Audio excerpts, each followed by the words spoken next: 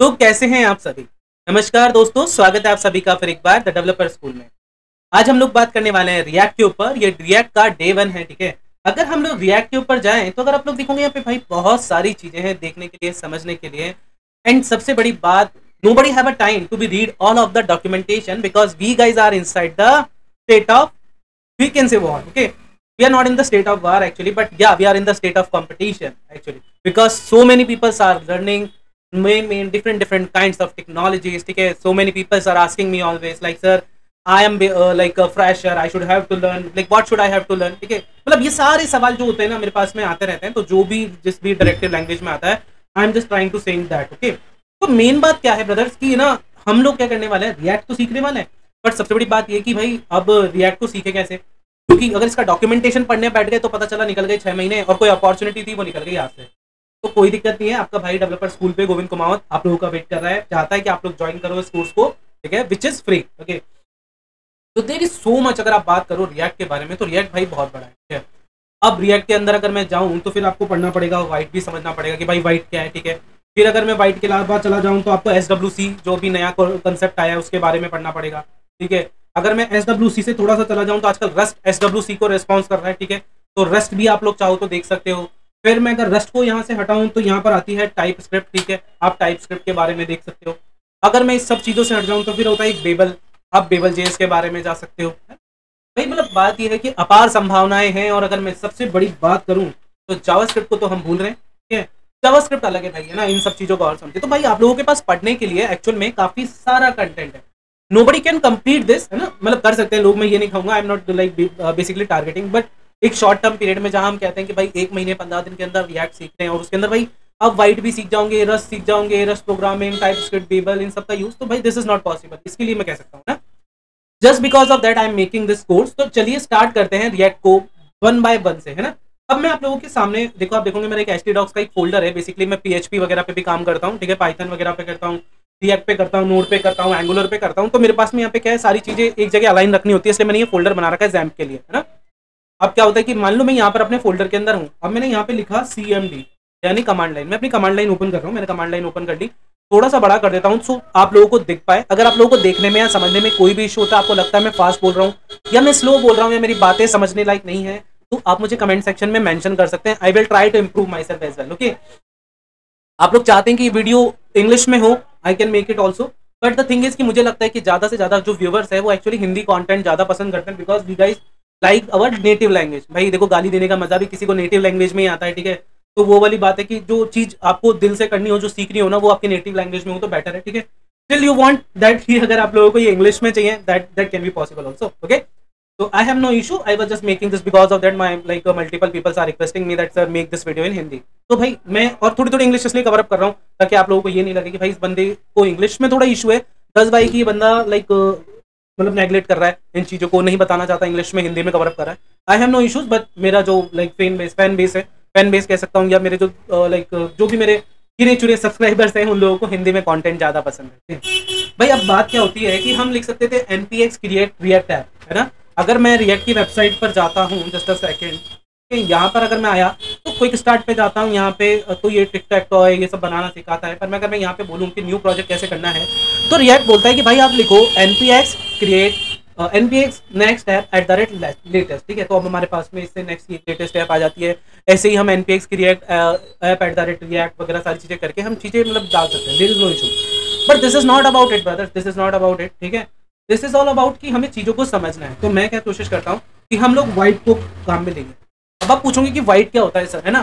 तो देखो अगर सामने लिखा हुआ है next generation front end tooling, इसके बाद में इन डीप तो हम बाद में पढ़ेंगे, ठीक है। पर ये बात क्या है कि ये एक्चुअल में क्या करता है, जो मॉड्यूल्स होते हैं उनको प्रीलोड कर लेता है ना। पर इसके अलावा भी बहुत सारी चीज़ें कर सकता है। तो वाइट के बारे में इन डीप हम बाद में जाएंगे, पर अभी मैं करंटली चाहूंगा कि हम वाइट का यूज़ करें। पर रिएक्ट करने के लिए हमें और भी चीज़ें चाहिए। तो फर्स्ट ऑफ ऑल हमें जो जरूरत है वो है नोड की। तो मेरा नोड का वर्जन है 20। मुझे एक जरूरत है npm की -v लिखो, तो वो है मेरा 10, ठीक है। This is okay. जब आप लोग ये वीडियो देख रहे हो या प्रैक्टिस कर रहे हो, तब हो सकता है नोड या npm के वर्जन ज़्यादा होंगे। तो अगर मैं नोड की वेबसाइट पे जाऊँ, यहाँ पे जाके और यहाँ पे डाउनलोड नोड के लिए बोलूँ, तो यहाँ पर भाई मुझे पता चल जाएगा कि भाई अभी मुझे डाउनलोड करना है और कैसे करना है। तो भाई ये मेरे को है ना, यहाँ पे सोर्स कोड पे जाके अगर मैं इसको इंस्टॉल कर डाउनलोड करूँगा तो मेरे पास एक फाइल डाउनलोड हो जाएगी। उसके अंदर जाकर मैं इसको अपने पीसी में इंस्टॉल कर पाऊंगा। फिर भी अगर आपको लगता है कि आपको अपने पीसी में नोड इंस्टॉल करने में, एनपीएम इंस्टॉल करने में इशू है, आप मुझे कमेंट बॉक्स में मेंशन कर सकते हैं। फॉर जस्ट नाउ आप लोगों को ये बात भी समझनी होगी कि भाई क्या होता है कि जब आप नोड डाउनलोड करते हो तो एनपीएम अपने आप आ जाता है। तो इस भ्रांति में जाने की जरूरत नहीं है कि भाई चॉकलेटी डाउनलोड कर लूँ, ये कर लूँ, यान कर लूँ। अगर आप एनपीएम के थ्रू जाते हो दैट इज कूल, ओके। मैं आप लोगों को नहीं कह रहा कि चॉकलेटी वगैरह डाउनलोड करो, क्योंकि वो एडवांस कंसेप्ट भी है और हम बाद में कवर अप भी कर लेंगे, है ना। तो मैं एक बार व्हाइट को यहाँ से बंद कर देता हूँ। That is all about it कि ये दो चीज हमें मेनली चाहिए थे, which is first one node and second one is NPM. अब मैं लिखता हूँ, देखो भाई यहाँ पे व्हाइट एट द रेट, ठीक है, नहीं मैं लिखूंगा व्हाइट क्रिएट। अब मेरे को क्या किया, मैंने यहाँ पे व्हाइट भी इंस्टॉल किया होगा, ठीक है। तो आप यहाँ पे व्हाइट पे जाओगे ना, व्हाइट की वेबसाइट पे, तो भाई यहाँ पर ये आपको बता देता है कि भाई मेरी कौन सी कमांड आपको चलानी है, ठीक है, कैसे आपकी चीज़ें स्टार्ट होगी, कैसे क्या करना पड़ेगा आप सब चीज़ों के लिए। तो भाई ये आपको बोलता है कि npm create white at the rate latest. तो सबसे बड़ी बात क्या होती है कि भाई जो व्हाइट है वो npm का एक पैकेज है, लाइब्रेरी है, बस ओके ना। तो यहाँ पर आता हूँ, यहाँ पे लिखता हूँ यही वाली कमांड कॉपी करके। अब ये मेरे से पूछेगा कि भाई आपके प्रोजेक्ट का नाम क्या रखना है, तो मैं इसको सोच रहा हूँ कि बोल दूँ कि मेरे प्रोजेक्ट का नाम है रिएक्ट, ओके। तो ये मेरे से पूछेगा कि भाई आपके प्रोजेक्ट का नाम है रिएक्ट, दैट इज ओके। अब वो बोल रहा है कि फ्रेमवर्क सेलेक्ट कर लो भैया, है ना। अगर मैं इसको कैपिटल में देता तो ये मेरे से ऐप प्रोजेक्ट नेम के साथ में ऐप नेम भी पूछ लेता, दैट इज कूल। तो अभी हम रिएक्ट करने जाने, तो मैं सोचता हूँ कि रिएक्ट पे ही क्लिक करूँ। क्या अब रिएक्ट में भी भाई आपसे वर्जनिंग पूछी गई है, TypeScript plus SWC, JavaScript plus SWC and then Remix. भाई देखो टाइपस्क्रिप्ट क्या है, तो क्या होता है कि है जावास्क्रिप्ट ही, पर क्या होता है कि उसका बेटर वर्जन है। अब क्या होता है जावास्क्रिप्ट के अंदर भाई कहीं पे आप लोगों ने नहीं देखा, आप दो और दो जोड़ रहे हो तब भी दिक्कत आ रही है, आपने 2 + 2 4 होना चाहिए था, वो 22 लिख के दे रहा है। हमने बचपन में बहुत पूछा है ना कि 1 और 1 कितने होते हैं, बंदा बोलता है 2, हम बोलते हैं 11, और जब वो बोलता है 11 तो हम बोलते हैं 2। तो ये सारी जो चूंकि हरकतें होती है ना, वो सारी रिएक्ट जेएस में या फिर मैं कहूँ जावास्क्रिप्ट में अनेबल है ना। मतलब क्या होता है कि भाई जावास्क्रिप्ट के अंदर आपको ये बताना पड़ता है कि भाई आप जो मतलब पैरामीटर पास कर रहे हो वो टाइप इंट हो, है ना, मतलब इंटीजर हो, वैल्यू हो एक्चुअल में। तो जब वैल्यू जुड़ेगी तो सम हो जाएगा, अदरवाइज वो कॉन्केनेट हो जाएगा, ठीक है। तो ये थोड़े बेसिक रूल्स है ना, और हमारे कंसेप्ट वैसे भी बचपन से बिल्ड होते आए। तो this is all about it. अब भाई क्या होता है कि अब टाइपस्क्रिप्ट में क्या होता है कि जब आप यहाँ से गलत वैल्यू असाइन करने की कोशिश करते हो ना फंक्शन से, टाइपस्क्रिप्ट तभी मना कर देते हैं कि नहीं भैया वहां पर अलग वैल्यू की जरूरत होगी। तो जब आप बड़े प्रोजेक्ट्स पे काम कर रहे हो, TypeScript is the best option, because क्योंकि क्या होता है कि यार कई बार वैल्यू मॉडरेट होकर मतलब है ना उसमें आ जाती है। जैसे हम डेटाबेस से जब वैल्यू निकाल रहे होते हैं तो मोस्ट ऑफ द टाइम वो हमें स्ट्रिंग में मिलती है। अब एसक्यूएल की बात करूं तो वो स्ट्रिंग में ही मिलती है हमें ज़्यादातर, है ना, क्योंकि बेसिकली हर कोई है ना मतलब जो डेटाबेस में वैल्यूज बनाता है वो या तो टेक्स्ट बना देता है या वैरचर बना देता है, ठीक है। तो इसके कारण हमें हम अब क्या अगर उसमें हमने इंट वगैरह रखा होता डेटाबेस में तो this will work all right, but हम नहीं रखते, तो जब हम निकाल के दे रहे होते तो भाई ये एरर देने लग जाता है। तो इन सारी चीज़ों और संभावनाओं से बचने के लिए हम टाइपस्क्रिप्ट का यूज़ करते हैं। तो भाई ये बोल रहा है कि टाइपस्क्रिप्ट प्लस एसडब्ल्यूसी क्या है, तो स्पीडी वेब कंपोनेंट्स होते हैं। स्पीडी वेब कंपोनेंट्स के कंसेप्ट को हमने रस्ट के थ्रू अनेबल किया है ना। पर स्पीडी वेब कंपोनेंट तो हमारे बाद में काम आएंगे। अगर आप फिर भी एसडब्ल्यूसी के बारे में पढ़ोगे तो आपको पता चलेगा कि सिंगल थ्रेड पे जो एसडब्ल्यूसी होता है वो 20% फास्टर है ना। एसडब्ल्यूसी तो जो एसडब्ल्यूसी है, अगर मैं व्हाट डज एसडब्ल्यूसी डू, तो ये क्या है, ये रहा देखो, इसने लिखा है कि भाई बेबल जो है ना, बेबल जेएस क्या करती है, आपके जो पुराने लाइक जावास्क्रिप्ट के मॉड्यूल्स है, जो ES5 है जो 2009 में आया था, उसे आपको कंपाइल करके दे देगी 2015 वाले ES6 में। तो अगर आप बोलो कि भाई भैया मुझे बेबल काम में नहीं लेना, तो क्या होगा कि भाई अगर आप किसी पुराने प्रोजेक्ट पे काम कर रहे हो, आपने अपने नए पीसी में उसको इंस्टॉल किया, तो आपको आपकी कॉन्फ़िगरेशन वैसी करनी पड़ेगी, बिकॉज और जो अगर आपके स्ट्रिक्ट मोड वगैरह काफी सारी लाइब्रेरियां उसको सपोर्ट भी नहीं करती है, तो नई लाइब्रेरी उसमें नहीं चलेगी पुरानी में, तो पुराना कोड तो हो गया कचरा, तो उसको पूरी वेबसाइट बनानी पड़ेगी। तो बेबल वगैरह क्या करती हैं, आपको एक एक फाइल को जाके रिनोवेट करने की जरूरत नहीं है, वो क्या करेगी आपके अपने आप ES5 के मॉडल्स को ES6 में कन्वर्ट कर देगी। तो this is all about it. इसके अलावा सिंगल थ्रेड और 70% फास्टर है 4 कोर्स पे, है ना। तो ये वाली बातें तो चलो बाद में होती रहेगी कि चीजें कैसे फास्ट है, कैसे क्या है क्या नहीं है, बट फर्स्ट ऑफ ऑल हम आप रिएक्ट को समझने वाले थे। तो भाई अभी हमने एसडब्ल्यूसी का कंसेप्ट समझ लिया, जावास्क्रिप्ट एसडब्ल्यूसी। तो मैं मान के चलता हूँ कि अभी हम जावास्क्रिप्ट एसडब्ल्यूसी पे चल रहे हैं, तो हमारा जो पैकेज इंस्टॉल होगा वो JSX होगी हमारी, मतलब जो फाइल्स के टाइप आएंगे ना। तो मैंने कर दिया भाई CD। अब मैंने आपको एक और बात बतानी है, मैं अगर आपको नोड पे लेके जाऊंगा ना एक बार, नोड, और मैंने यहाँ पे क्लिक करके यहाँ पे क्लिक किया, तो आप देखोगे, देखो इस फाइल का नाम है server.mjs। अभी जो हम क्या करते थे, फाइल्स का नाम रखते थे, वो रखते थे server.js। तो MJS यानी मॉड्यूल JS, मॉडर्न JS, ठीक है। अब क्या होगा कि भाई जितनी भी फाइलें अगर आपकी JS में है पुराने कोड में, अगर आपको उनको नए कोड में चलाना है तो उनको MJS में कन्वर्ट करना पड़ेगा। अब सब फाइलों में जाओगे तो उनके कोड में भी कन्वर्ट करना पड़ेगा, तो बेबल वगैरह आपको यहाँ पे हेल्प कर देते हैं, ठीक है। तो ये सारी चीजें आप लोगों के वहाँ और SWC वगैरह इनमें काम आते हैं, ठीक है। पर SWC का और कुछ भी मतलब है जो हम बाद में डिस्कस करने वाले हैं। तो मैं CD करके रिएक्ट में गया, यहाँ पे अगर मैं LS करता हूँ तो आप मेरे पास देखो मेरी LS कमांड यहाँ पे काम क्यों नहीं कर रही है, उसके लिए मैं क्या करता हूँ, अपनी कमांड लाइन दूसरी चेंज कर लेता हूँ। तो मेरे पास में जो है अपनी कमांड लाइन है विच इज गिट वाली। मैंने यहाँ पे गिट की CLI डाउनलोड करी, तो मैंने गिट बैश ओपन कर लिया, मैं इसको कर देता हूँ। अब मैं यहाँ पे अगर LS करता हूँ तो आप देखोगे भाई मेरे पास में सारी चीजें, पर एक चीज नहीं है विच इज नोड मॉड्यूल्स। और जब हमारा पैकेज इंस्टॉल हुआ था भाई उसने बोला था कि CD करके रिएक्ट में जाओ और वहाँ पे npm कर लेना। तो npm इंस्टॉल को हम npm i लिख सकते हैं, मैंने npm i लिख दिया, दिस इज नाउ। अब क्या होगा कि भाई npm i करने से जो भी मेरे पैकेज जेसन और पैकेज लॉग डॉट जेसन के अंदर जो बेसिकली डिस्क्राइब किए हुए हैं वर्जन, वो वर्जन सॉरी यहाँ पे क्या होंगे, इंस्टॉल्ड होना शुरू हो जाएंगे। तो इस तरीके से हमारी जो है रिएक्ट काम करती है। पर this is not about the react की ऐसे काम करते हैं, दिस इज ऑल अबाउट कि ये हमने बेसिक कंसेप्ट को समझने की कोशिश की है, हमने पिक्चर फ्रेमिंग को समझने की कोशिश की है कि भाई जब लोग बात करते हैं बेबल की तो आप उनको समझा सकते हो कि भाई कैसे मॉड्यूल कन्वर्जन में उसका यूज होता है। जब लोग बात करते हैं भाई एसडब्ल्यूसी की तो आपको समझाना पड़ेगा कि स्पीडी वेब कंपोनेंट्स क्या होता है। जब लोग बात करते हैं आप लोगों के पास में रस्ट की तो आपको बताना होगा कि this is not directly in the part of react, ठीक है, ये रिएक्ट का डायरेक्ट पार्ट नहीं है। फिर जब लोग बात करते हैं आपसे जावास्क्रिप्ट की तो आपको उनको समझाना होगा कि ठीक है सर जावास्क्रिप्ट हमें आनी चाहिए but still react is better different, ठीक है। फिर जब लोग बात करते हैं वर्चुअल डॉम की तो वहां पर हमें रिएक्ट को समझना होता है। तो आइए हम देखते हैं वर्चुअल डॉम वगैरह कैसे काम करता है। मैंने एलएस किया तो आप देखोगे यहाँ पे नोड मॉडल्स आ गए, मैं इसे क्लियर करता हूँ। अब देखो मैं यहाँ पे npm स्टार्ट लिखने वाला हूँ और ये मुझे एरर देगा, भाई ये बोल रहा है कि missing script which is start, ठीक है। तो स्क्रिप्ट एक स्क्रिप्ट मिस है। अब ये स्क्रिप्ट कहाँ से मिस होगी ब्रदर्स, ये मिस होगी हमारी पैकेज जेसन से। मैं पैकेज जेसन में जाता हूँ तो भाई स्क्रिप्ट वाले के अंदर कोई यहाँ पे स्टार्ट था ही नहीं, है ना। तो या तो मैं इसको कॉपी करता यहाँ पे और यहाँ पे start स्टार्ट लिख देता तो ये चल जाता, बट नो, हमें इस तरीके के मॉडिफिकेशंस की जरूरत नहीं है। अभी यहाँ पे स्क्रिप्ट में लिखा है डेव, ठीक है। तो मैं यहाँ पे क्या करूंगा, npm रन डेव लिख दूंगा। अब मैं अगर ऐसा करता हूँ तो भाई मेरी जो रिएक्ट की ऐप है वो स्टार्ट हो चुकी है ना। अब मेरा यहाँ पे अगर मैं यहाँ पर आके देखूंगा तो भाई देखो मेरा जो वाइट है वो चलने लग गया। अब मैं यहाँ पे क्लिक कर रहा हूँ इस सारी चीजों पे तो ये काउंटर वगैरह इंक्रीज हो रहे हैं, this is all about it. पर मैं आप लोगों को एक चीज और बताना चाहता हूँ और शायद मैं ये कहूंगा कि मैं आपको अच्छे से क्लियर करना चाहता हूँ, है ना। तो देखो मैंने इस रिएक्ट को ओपन कर लिया अपने VS कोड में, this is my VS code, okay. मैंने इसको ओपन किया, यही बात देखो यहाँ पे index.html दिया है।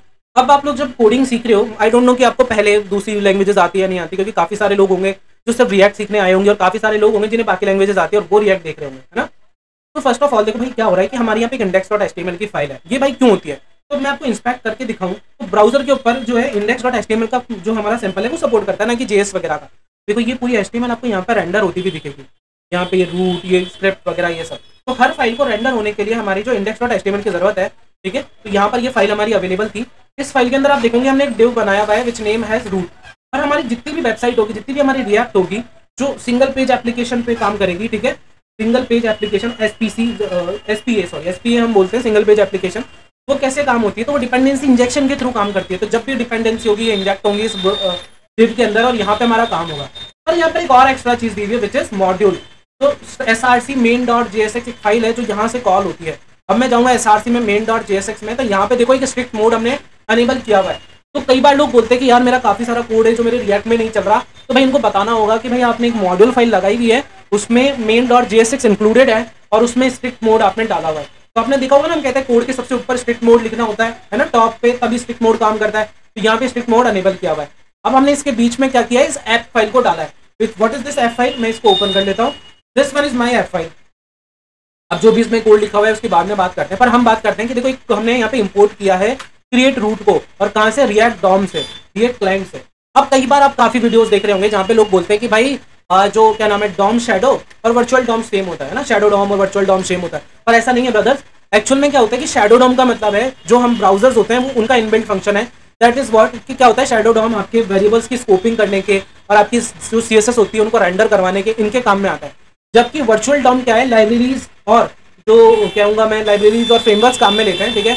वर्चुअल डॉम के कंसेप्ट में एक्चुअल में क्या होता है कि भाई बेसिकली आप क्या करते हो कि पहले अपनी फाइल को मतलब है ना, मतलब डायरेक्ट एलिमेंट को चेंज करने से पहले, है ना, डायरेक्ट एलिमेंट को चेंज करने से पहले इंटरनली उस चेंज को अप्लाई करके देखते हो, ठीक है। आई नो पीछे से थोड़ा शोर आ रहा होगा, पर लोगों का क्या ही कर सकते हैं ना भाई। अब वो टूटा हुआ है, जाम लगा हुआ है, फिर भी लोग हॉर्न बजाते रहते हैं, तो मैं तो पूरे दिन परेशान होता रहता हूँ, वैसे भी कोई दिक्कत नहीं है ना।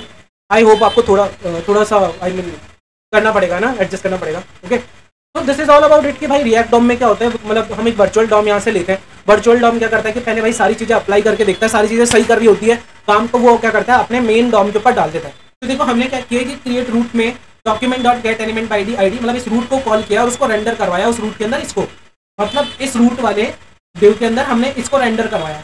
तो एक्चुअल में हमारी डिपेंडेंसी इंजेक्शन ये main.jsx फाइल कर रही होगी और हमारा जो वर्चुअल डॉम है यहीं से काम होता है। मतलब पहले हम इस फाइल को यहाँ पे अप्लाई करके देखते हैं और सारी चीजें सही होती है तो वो यहाँ पे इस मॉड्यूल के थ्रू रेंडर हो जाती है ना। तो इस तरीके से ये चीज़ काम करती है। अब भाई अपनी ऐप वाली फाइल के अंदर आते हैं और आज हम पहला कंसेप्ट अपना समझते हैं। देखो बहुत सारी चीज़ें जो आप रिएक्ट में कर सकते हो, पर हमें और भी चीज़ों को समझना है। जैसे कि अभी देखो ये नीचे ये दिया हुआ है, मैं अगर इसको हटा भी दूँ तो मेरी फाइल चल रही है ना, दिस इज नॉट, उसके ऊपर कोई फर्क नहीं पड़ रहा है। तो दिक्कत कहाँ आएगी उसको हटाने से, है ना, वो हम आने वाले वीडियोस में समझेंगे कि भाई ये सारी चीज़ें क्या है क्या है क्या नहीं काम करती। अब देखो मैं अगर इस पर क्लिक कर रहा हूँ तो काउंटर इंक्रीज हो रहा है। तो मैं सबसे पहले क्या करता हूँ, आप लोगों को एक चीज़ समझाने की कोशिश करता हूँ रिएक्ट में कि यहाँ पे देखो हमने एक यूज स्टेट, इन दोनों को भी रिमूव कर देते हैं क्योंकि ये दोनों कोई काम नहीं आ रहे हैं। हमने एक स्टेट काम में लिया है, यूज स्टेट एक हुक है रिएक्ट का, हमने इसको कॉल किया। हमने यूज स्टेट के थ्रू हमने क्या किया, हमने एक वेरिएबल बनाया यहाँ पे कॉन्स्ट के नाम से, ठीक है। अब यूज स्टेट जो है वो दो पैरामीटर एक्सेप्ट करता है, पहला वेरिएबल, दूसरा वो फंक्शन जो उसको हेल्प करेगा एक्चुअल में चेंज करने में, मैनिपुलेट करने में या इंटरचेंज करने में। तो भाई हमने यूज स्टेट को काम में लिया। यूज स्टेट क्या करेगा, इसकी प्राइमरी वैल्यू सेट करने में हमें मदद कर देगा, ठीक है। ये सेट काउंट क्या है, एक्चुअल में एक फंक्शन है जो हमें हेल्प करता है इस काउंट वेरिएबल को सेट करने में, उसकी स्टेट अपडेट करने में। अब आप बोलोगे कि भैया आप ये क्या बकवास कर रहे हो, तो भाई देखो मैंने जैसे यहाँ पे लिखा कॉन्स्ट काउंट 1 इक्वल्स टू 5, ठीक है। और मैं इसको उठा के यहाँ पे डाल देता हूँ। तो आप देखोगे कि भाई देखो, बोलोगे कि भैया आपको तो यूज स्टेट का यूज ही नहीं करना पड़ा और आपकी तो वैल्यू वहां पर रेंडर हो गई। पर एक्चुअल में क्या होगा कि अगर आप इस तरीके से वेरिएबल बनाते हो तो हम इस वेरिएबल की वैल्यू अपडेट कैसे करेंगे, दैट इज द कंसेप्ट ना। तो अगर मान के चलो अभी हम इस वाले कंसेप्ट को काम में नहीं लेते हैं ना, मैं यहाँ पे आपको रिएक्ट समझाने की कोशिश कर रहा हूँ एक्चुअल में। तो मैं यहाँ से इसको रिमूव कर देता हूँ। मैंने यहाँ पे काम लिया हैंडल, मैंने एक फंक्शन लिख देता हूँ यहाँ पे हैंडल CLIC। तो मैंने एक फंक्शन बना लिया भाई हैंडल क्लिक। अब मैं इस फंक्शन को यहाँ पे डिस्क्राइब कर देता हूँ, दिस इज इट। और ऐसा मैंने कुछ कर दिया। अब मैं क्या करूँगा, काउंट में +1 कर दूंगा, या फिर मैं कर देता हूँ काउंट इक्वल्स टू 52, है ना। मैंने ये कुछ किया है। अब आप देखो यहाँ पर ये बोला है वेरिएबल वॉज डिक्लेयर्ड हियर, यहाँ पे डिक्लेयर किया है। फिर अब हम इसके एरर्स को समझने की कोशिश करें। देखो reassign the value of declare with the const. अभी हमने क्या किया था, इस बात को अच्छे से समझने की कोशिश करना। हमने जो वेरिएबल डिक्लेयर किया था वो कॉन्स्ट से किया था। अब आता है जावास्क्रिप्ट के कंसेप्ट, जहां पर आप कॉन्स्ट की वैल्यू को ना तो चेंज कर सकते हो ना रीअसाइन कर सकते हो। तो चलो हम क्या करते हैं, कॉन्स्ट की जगह इसको लेट ले लेते हैं। अब जब मैं इस पर क्लिक करता हूँ, है ना, देखो मैंने क्या किया है, हैंडल क्लिक फंक्शन मेरा कॉल होता है या नहीं होता ये भी देखना है मुझे सबसे पहले ना। मैंने क्या किया, console.log किया है और इसको ऐसा कुछ लिख दिया है ना। अब मैं इसको रिफ्रेश करता हूँ, यहाँ जाता हूँ अपने console.log पे क्लिक करता हूँ। भाई मैंने देखो यहाँ क्लिक किया तो जस्ट अ सेकंड, है ना। तो मेरा ये ADSH ये तो कॉल हो रहा है, पर मेरी जो वैल्यू है वो अपडेट नहीं हो रही। तो this is called react brothers. React में क्या होता है कि अब मतलब अगर मान लो मैं जावास्क्रिप्ट में ये काम कर रहा होता तो आपका जो ये वेरिएबल है ना ये अपडेट हो गया होता। पर ये रिएक्ट है। रिएक्ट में क्या होता है कि स्टेट मैनेजमेंट सबसे बड़ी चीज है कि आपको समझ में आए कि स्टेट क्या होती है। तो जो वेरिएबल्स होती है उनकी स्टेट डिसाइड करता है रिएक्ट, है ना, और उनके थ्रू इसको रेंडर करता है। मतलब अब मैं देखो इसको ऐसे करके इस वाले को रिमूव कर देता हूँ। अब मैं यहाँ को इसको काउंट के थ्रू ही चलाऊंगा, है ना। अब मैंने इसको कॉन्स्ट से लेट नहीं किया है, कॉन्स्ट ही रखा है ना। अब मैं इसको यहाँ पर आता हूँ, तो अब मैंने यहाँ पर आया और इसको कुछ ऐसा कर दिया, ठीक है। अब मैं इस काउंट को यहाँ से यहाँ भी डाल देता हूँ, है ना।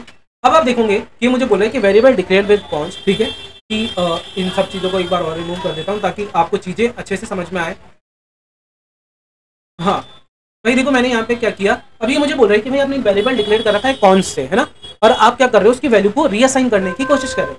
तो आप बोलोगे कि भैया क्या फायदा निकला यार अपना, अपन ने तो उसको ऐसे करने की कोशिश भी की थी। तो अभी मैंने आप लोगों से कहा था कि भाई देखो कॉन्स्ट क्या है, कॉन्स्ट की परेशानी है या कह सकते हो कि उसकी पावर्स ये है कि वो किसी की वैल्यू को रीअसाइन नहीं करने देता। मतलब आप जब गलती करने जा रहे हो तभी आपको टोक देता है। इसीलिए रिएक्ट के अंदर स्टेट मैनेजमेंट टूल होते हैं। यहाँ पर मैं क्या करता, इसके फंक्शन सेट काउंट को कॉल करता, ठीक है, और मैं 52 को यहाँ से हटा देता और इसमें डाल देता। But now we can change our value. अब हम करेंगे तो देखो 52 आ गया। दूसरी चीज, यूज स्टेट क्या करता है, प्राइमरी कंपोनेंट की वैल्यू को सेट करने में, प्राइमरी मतलब फर्स्ट टाइम पर हमारी वैल्यू को सेट करने में मदद करता है। तो जब भी मैं अपना पेज लोड करता हूँ तो देखो ये वैल्यू आ रही है और क्लिक पर चेंज हो रही है। तो दिस इज इट। अब भाई क्या होता है कि मैं चाहता हूँ कि हर बार इसकी वैल्यू क्लिक पर बदल जाए, ठीक है। तो मैं इसको क्या कर देता हूँ, अभी के लिए 0 कर देता हूँ ताकि अच्छा लगे दिखने में भी, है ना। तो हम क्या करेंगे, इस काउंट को उठा लेते हैं और देखो ये हो रहा है अपडेट। अब आप बोलोगे कि भैया देखो अपन ने इस हैंडल क्लिक फंक्शन में इस काउंट को तो पास ही नहीं किया था, तो ये चला कैसे, है ना। भाई आपने तो इसमें इसको पास ही नहीं किया था। भाई दिक्कत क्या है, दिक्कत ये है, मतलब सॉरी बात ये कि इसमें कोई दिक्कत वाली बात नहीं, बात ये है कि काउंट जो वेरिएबल है वो पहले से इनिशियलाइज है और आप एक फंक्शन का यूज करके सिर्फ उसकी वैल्यू को अपडेट कर रहे हो।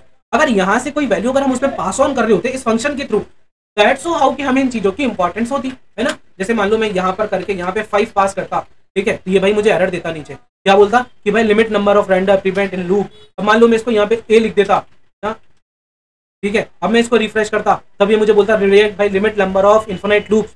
ये जो छोटे छोटे कंसेप्ट है, ये जो छोटे छोटे कंसेप्ट है ना, इन सब चीजों को हमें समझना होगा। अब एक और बात ये है कि भैया देखो अपन ने यहाँ पे हैंडल क्लिक लिखा था और यहाँ से अपन ने इस बटन फंक्शन बनाया और इसको यहाँ पे अपडेट कर दिया। तो भैया हम क्या काम कर रहे हैं, हम ये काम कर रहे हैं रिएक्ट में, इसको करेंगे हम रिएक्ट के तरीके से। भाई रिएक्ट में क्या होता है, हम एरो फंक्शन का यूज कर लेते हैं यहाँ पे और इसको ऐसे बनाकर ऐसे लिख देते हैं ना, तो हमें वो handle click function extra call ही नहीं करना और हमारा काम ऐसे ही हो जाता है। This is guys, it's all about react. React के अंदर कैसे आपको स्टेट मैनेजमेंट करनी होती है, कैसे रिएक्ट आपको वेरिएबल्स को यूज करने के लिए हेल्प करता है, कैसे आप कॉन्स्ट को रीयूज कर सकते हो, ठीक है, उसकी वैल्यू को रीअसाइन कर सकते हो। और एक्चुअली इसको रीअसाइन करना नहीं बोलते, आप उसकी फंक्शन के अंदर वैल्यू को मैनिपुलेट कर रहे हो। दिस इज नॉट रीअसाइनिंग, है ना। रीअसाइनिंग में तो हम वेरिएबल को डायरेक्ट यूज करते हैं, पर हमने उसके फंक्शन का यूज किया। और फंक्शन क्या कर रहा है भाई, यहाँ पे फर्स्ट टाइम पर इनिशियलाइज था, तो जब भी भाई आपने उस पर क्लिक किया फंक्शन दोबारा से उसकी वैल्यू को चेंज कर देता है ना। तो आज के लिए इतना ही। आई होप आपको ये वीडियो पसंद आए। वीडियो पसंद आए तो प्लीज लाइक सब्सक्राइब शेयर जरूर करिएगा।